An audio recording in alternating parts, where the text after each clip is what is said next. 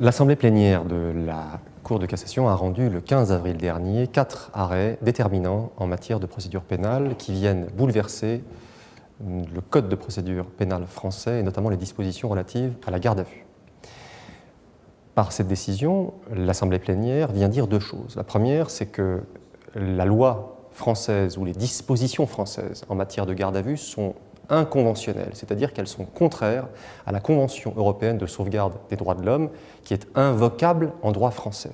Mais surtout, au-delà de donner acte de cette inconventionnalité, elle estime que les dispositions de la Convention européenne des droits de l'homme et la jurisprudence de la Cour européenne des droits de l'homme qui siège sur le territoire français peuvent être invoquées directement et immédiatement sans attendre qu'un pays, que tel ou tel pays, soit condamné du fait de son inertie face à l'application de ces normes-là.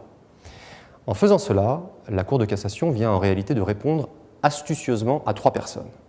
Elle répond d'abord au Conseil constitutionnel qui avait eu le mérite immense, le 30 juillet dernier, dans le cadre d'une QPC, de déclarer le droit français de la garde à vue inconstitutionnel en invitant, en obligeant les parlementaires à légiférer avant le 1er juillet 2011. Il y avait une certaine forme de compétition qui était née depuis au sein de ces hautes juridictions, le Conseil constitutionnel d'un côté et la Cour de cassation. La Cour de cassation vient de rappeler qu'elle existe et qu'elle est bien disposée à exister dans ce débat. Elle répond aussi à sa chambre criminelle qui, le 19 octobre 2010, à l'occasion de 3 arrêts, avait certes reconnu le caractère inconventionnel du droit français de la garde à vue, mais avait curieusement repoussé les effets de cette inconventionnalité. Là, la Cour de cassation en assemblée plénière vient de dire non seulement c'est inconventionnel, mais en plus, je considère que ça l'est immédiatement.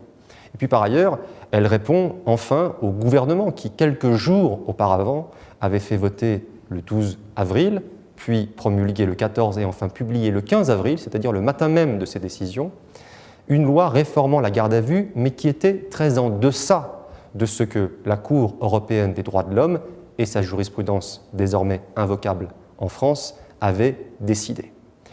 De facto, la loi qui a été promulguée le 14 avril dernier est virtuellement obsolète. C'est aujourd'hui la jurisprudence de la Cour européenne des droits de l'homme qui doit être invoquée à chaque instant dans les commissariats, devant les juridictions. L'avocat doit être présent pendant toute la durée de la mesure.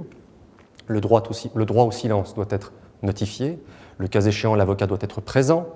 Dans le cadre des perquisitions, il doit pouvoir avoir accès au dossier. Bref, comme le disait la Cour européenne des droits de l'homme dans l'arrêt Dayanan, qui faisait suite à un autre célèbre arrêt, l'arrêt Saldus, l'avocat doit être aux côtés de la personne mise en cause afin de pouvoir exercer le vaste périmètre du devoir de conseil. C'est une bonne nouvelle pour la défense. Les barreaux, les commissariats, les avocats, les magistrats doivent donc aujourd'hui s'adapter à ces nouvelles dispositions qui sont, encore une fois, moins nées de la loi nouvelle que de la jurisprudence de la Cour européenne des droits de l'homme.